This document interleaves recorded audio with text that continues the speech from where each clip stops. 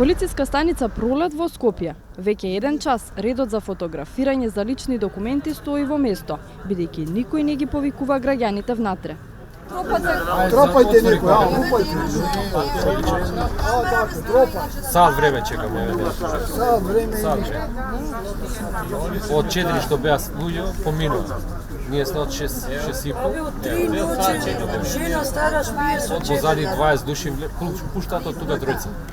Наеднаш вратата се отвора и од неа излегуваат луѓе кои се непознати за оние што чекаат пред врата со часови. Колку работите да узнаеме, никаде да трениме и да Извинете, што ви кажа, кога ќе бидат готови личните документи? За колку време? По двојца само пушта. Вие се откажавте? Када се пак имат греб? Ќе одам, откажувам од 6 саат од Сомалија дојдов. Море од 3. Од 3 има тука луѓе што дојдов. И има друга врата некој од таа страна, од тамо си влегуваат. И денеска беше за деца многу пушта мали, а тука пушта по двојца, по тројца само. На секој 40 минути. Како што пишува на вратата, во полициската станица Пролет е можно фотографирање за замена на лични документи без закажан термин, но до 15 часот. До колку работите, дечко? До колку работите?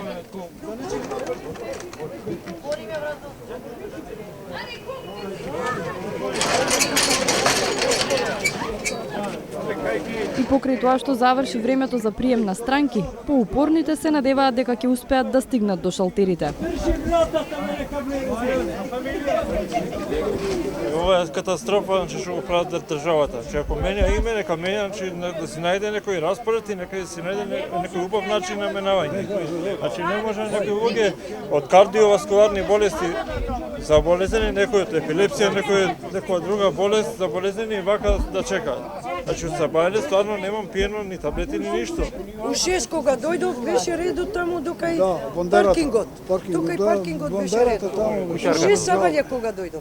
Значи луѓето дошле од 3-4 ноќе. Жената си спиеше овде пред врата.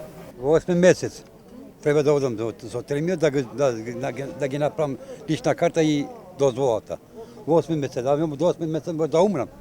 Денеска више не доаѓа. Сцените пред полициската станица Пролет покажуваат дека и понатаму е тешко да се дојде до апликација и фотографирање за документи со новото уставно име Република Северна Македонија за луѓето кои од разни причини не стигнале до термин. Кај оние што пак успеале да се фотографираат има друг проблем.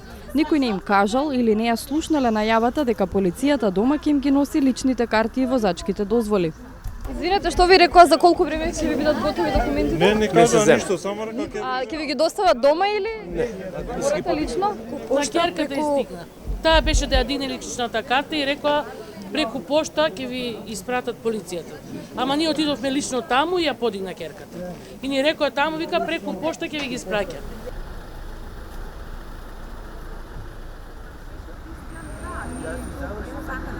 А ако скопјани не знаат за домашната достава или тоа не им го кажуваат службениците кои ги фотографираат, тогаш е известно дека ќе продолжат да доаѓаат по документи во зградата на Македонската радиотелевизија. На првиот кат се наоѓаат просториите на МВР за подигнување документи. Во разговор со граѓаните кои таму чекаа, повеќето ни рекоа дека немаат слушнато за можноста до дома да им се достават личните карти и возачките дозволи. Чекаме 6 сати. За подигнување или? За да се сликаме. Тоа И еве беше- 2 сати за да си го земеме пасош. И готови се документи? Ете, пасошот го зедо. Знаете за можноста на лична адреса да се доставуваат документите? Не знам, сега слушнав. Личните карти требало така да се достават. Сега е подобро, чим чекав ја за лична карта, по 5 сати чекав. А пасошот веќе еден месец не е готов. Не е готов, а веќе еден месец чекате. Да, од 22 декември сум го фрлил, уште не е готов. Пилот проектот за достава на лични карти и возачки дозволи важи само за Скопје и не важи за пасошите. Тоа е така, објаснува портпаролот на МВР Тони Ангеловски, затоа што за подигнување на патна исправа мора да се остави отпечаток од прст. Значи, документите се доставуваат преку полициските службеници, односно преку надлежната полициска станица. Например, ако вие живеете во општина Аеродром, тогаш надлежните полициски службеници од полициската станица во Аеродром го доставуваат личниот документ до вас, фактички, и исклучиво, значи, преку полициските службеници. Што доколку не ги најдат на домашна адреса граѓаните? Проектот е замислен вака, значи полициските службеници неколку пати доаѓаат на домашна адреса да го пронајдат лицето и доколку во рок од 7 дена не се пронајде лицето, тога се враќа документот во Македонската радио телевизија, таму ќе можат да го подигнат граѓаните, но во овие 7 дена се разбира се прават неколку обиди да се пронајде лицето и обично ги пронаоѓаме граѓаните затоа што нели се калкулира една се оди са вали, една се оди пополни, зависно нели бидејќи сите различно работиме, некој работи прва смена, некој втора смена, но во секој случај се прават сите обиди за да се пронајде лицето, доколку во рок од 7 дена не се пронајде лицето, тога се враќа во МРТВ и тука граѓаните ќе можат да го подигнат документот. Доставата до дома е само во Скопје, бидејќи како што велат од МВР, во другите градови нема поголеми гужви. Но и во помала гужва, оние што чекаат за документи се исто нервозни. Пред пунктот во Велес, кој го посетивме, граѓаните велат дека со часови чекаат и за фотографирање и за подигнување на документите. Само чекаме и ти викат чекајте ќе биде. Што ќе биде? Месеци почека. Самите граѓани ред не си прават.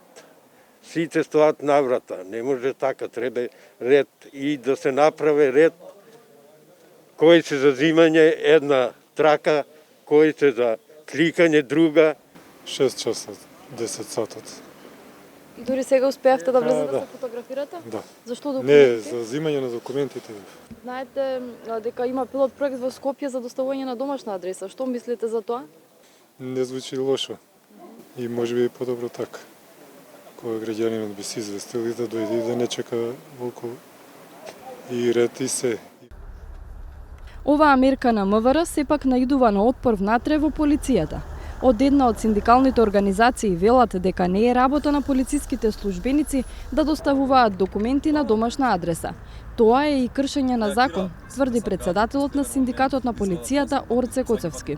Согласно законот за личната карта, член 13, граѓаните лично од полициската станица или од просториите на Министерството за внатрешни работи си ги подигаат своите лични карти, готови лични документи, односно и имаат обврска законска да ги дадат, нели да ги вратат назад веќе старите дотрајни лични карти или документи. Единственото решение според Коцевски е зголемување на капацитети во пунктовите за фотографирање и за подигање на лични документи. Дали ќе биде тоа дополнителни простори, дали ќе биде тоа наоѓање на дополнителен кадар со плюс дополнителни службеници каде што дополнително ќе бидат наградени за нивната работа, за да излезат пред сцена во пресред на граѓаните и сето ова како да наречам ситуација да биде завршена што побрзо. Слични најави стигнаа и од новиот министер за внатрешни работи. По посетата на еден од пунктовите, Панче Тошковски, најави дека ќе се направи реорганизација и ќе се обучи повеќе кадар.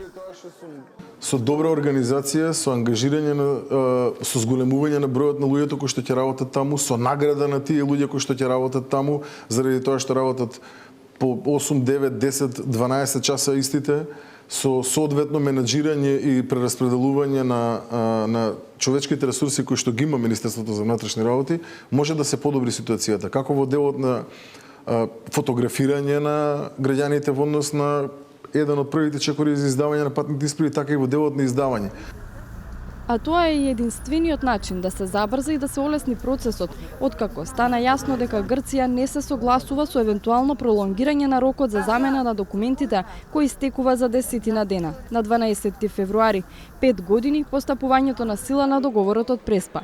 По тој датум, за домашна употреба ќе продолжат да важат личните карти и возачките дозволи, но граѓаните кои сакаат да патуваат надвор од границите ќе мора да поседуваат патна исправа на чија корица пишува Република Северна Македонија.